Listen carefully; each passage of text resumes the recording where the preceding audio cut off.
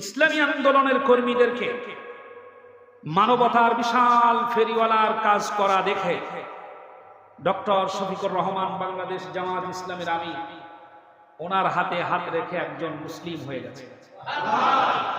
কেন হয়েছে? ওনার বক্তব্য হলো, একজন নির্যাতিত দলের প্রধান সেই ব্যক্তি, আমি হিন্দু, জীবনেও আমি এদেরকে পছন্দ করি না, কিন্তু আমার বিপদে তারা যতটা যেভাবে নিবিড়ভাবে পাশে এসে দাঁড়িয়েছে, আমার কাছে মনে হয়েছে এ ধর্ম আসলেই সত্য, এ ধর্মের ভিতরে কোনো ভেজাল নাই এবং এটাই মানবতার কল্যাণে আমাদের সামনে আসা দরকার।